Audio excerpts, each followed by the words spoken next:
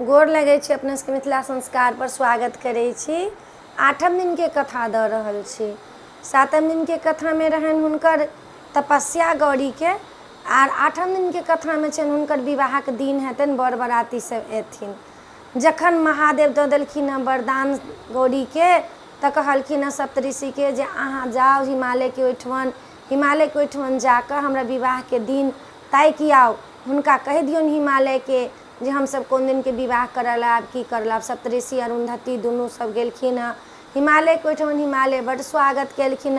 स्वागत कऽ कऽ आसन पानी लगवा कऽ हुनका सबके जलपान करेलखिन, भोजन देलखिन, आदर सहित चरण धोलखिन।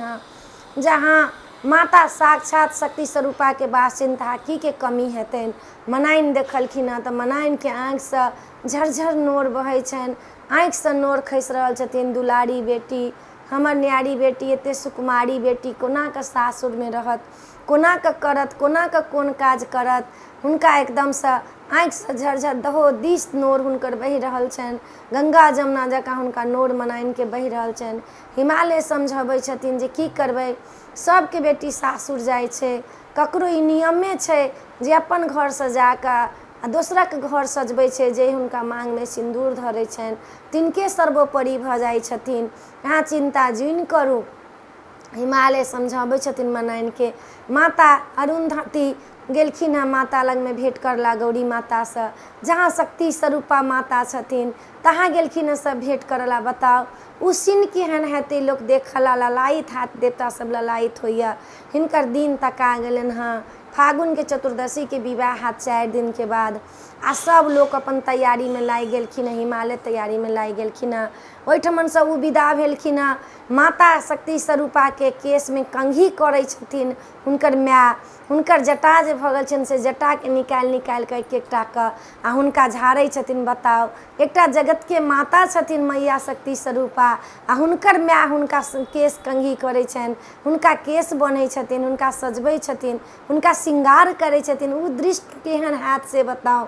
देखला कहैत में एते नीक लगैया। हुनका देखला इंद्र सब आबि रहल छथिन जे माता शक्ति स्वरूपा के ई भऽ रहल ये। देखला सब ललायत होइया। उमर महादेव के गेलखिन कहला जे 4 दिन बाद अपने के विवाह या, अपने तैयारी करू। महादेव सप्तऋषि के कहलखिन हमर विवाह वहीं करायब, चलब सब गोटा। गवैया के कहलखिन इंद्र, वरुण, कुबेर, धर्मराज, ब्रह्मा, विष्णु सबके कहलखिन महादेव। सबके निमंत्रण दऽ देलखिन। आब कैलाश पर सब देवता सब आवा लगलखिन। विवाह के तैयारी होबऽ लागल। नंदी के सजा रहल छथिन। नंदी के जे छै सिंह में फूल के माला लगेलखिन, गला में देलखिन माला।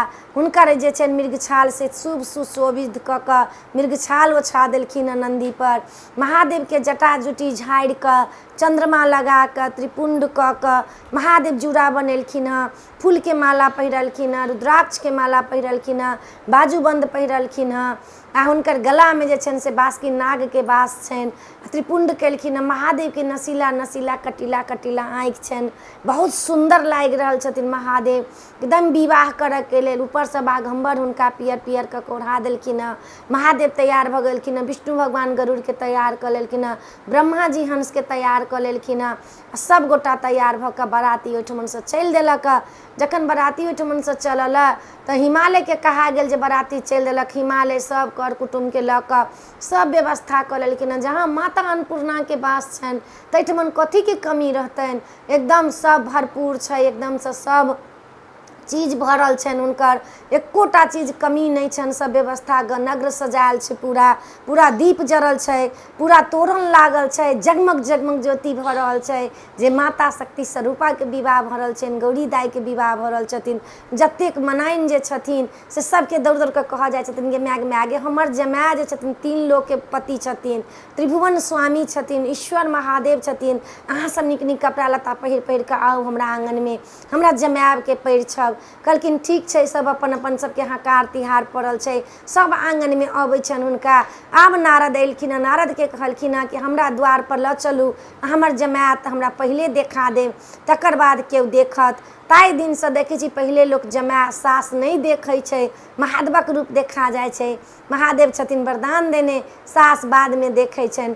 एकदमसँ मनाइन तैयार भऽ कऽ बैसलखिन हँ द्वारपर। बारात जे अबै छनि तऽ सबसँ पहिले एलखिन हँ गन्धर्व। गन्धर्व एलखिन हँ, एकदम सुन्दर छथिन, कुम्हर छथिन। गन्धर्व एलखिन हँ तऽ नारदके कहै छथिन कि से ये नारद, इहे हमर जमाय अइ। तऽ नहीं मनाइन, अहाँ धीरज धरू। ई देवता लोकनि की गवैया छथिन, ई सब गबै छथिन, नाचै छथिन, सबके मन बहलाबै छथिन, ई अपनेके जमाय नहीं अइ। फेर कहलखिन हँ, फेर देखै छथिन तऽ धर्मराज एलखिन हँ, कहै छथिन इएह हमर जमाय छै। तऽ नहीं ई जमाय नहीं अइ, ई देवता लोक धर्मराज छथिन। तकर बाद ब्रह्मा जी एलखिन हँ, कहै छथिन श्वेत व्रत धारण केने, हंस पर सवार भेल, सबटा उजरे उजरे हुनकर छनि। कहै छथिन इएह हमर जमाय छथिन तीन भुवनके। कहलखिन नहीं ई अहाँके जमाय नहीं छथि, ई छथिन ब्रह्मा जी, ई सबके विधाता छथिन, तऽ ई सबके नसीब लिखै छथिन, वएह छथिन। तकर बाद कहलखिन विष्णु भगवान एलखिन, कहै छथिन इएह हमर जमाय छथिन, विष्णुके रूप नहीं ई लक्ष्मीपति छथिन, वैकुंठमे वास करै छथिन, ई विष्णु भगवान छथिन, पालनहार छथिन से। तकर बाद तब मनाइनके एकदम फूले नहि समा रहल छनि जे बाप रे बाप हमर जमाय केहन छै। एतेक लोक जखन आयल तऽ हमर जमाय तऽ आरो नीक। ई बात महादेव बुझि गेलखिन हँ।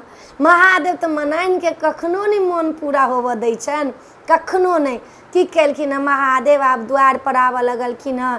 बाप रे भूत प्रेत हू करैत, बिरनी पिचोहिया साँप सह करैत, हू टीन पिटैत, से हा हल्ला करैत, हुकार मारैत, फुफकार मारैत अबै छथिन। नारद कहै छथिन हे आब करेजा थामि कऽ बैसू, अहाँके जमाय अबै छथि। आब ई सब जे सुनै छै से मनाइनके करेजा कापै छनि, हर हर प्राण हुनकर कपै छनि। कहथिन बाप रे बाप केहन जमाय हमर हेतै, केहन जमाय नहीं हेतै।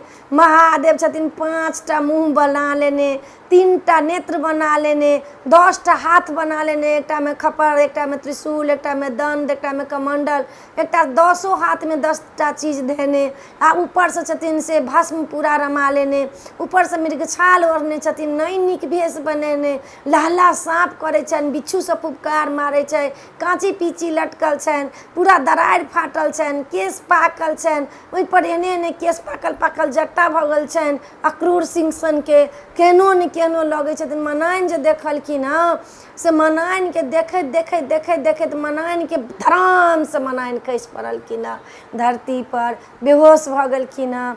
नारद कहै छथिन हे मनाइन होशमे आउ। महादेव हँसै छथिन, मुस्कै छथिन। बराती तऽ आबि गेलियै, हिमालय स्वागतमे लागि गेलै, लेकिन मनाइन बेहोश भऽ गेल। आ मनाइनके होशमे कोना लायब, की लायब नहीं लायब, तेकर कोनो ठेकाना नहीं अइ। तऽ इएह छल 8म दिनक कथा। बर बराती एलखिन हँ। 9 दिनके कथा जे रहत, 9 दिनके कथामे मैनाके मुँह भंग हैत, माता शक्ति स्वरूपा गौरी माताके विवाह हैत। आ 8म दिनके कथा इएह छल। अपने सबके ई कथा नीक लागत तऽ चैनलके सब्सक्राइब करऽ नहीं बिसरबै, जरूर सब्सक्राइब करबै। कहबै जरूर जे नीक लागल कि नहीं नीक लागल, कहला सएह नहीं बिसरबै। ताहि लऽ कऽ जमाय जे आबै तऽ पहिले जमायके सास नहीं जाइ देखला, महादेवके श्राप छनि, ओहि दिन महादेवके रूप देखा दै छथिन। अपने सबके नीक लागत तऽ जरूर कहबै। जय मिथिला, जय माता जी।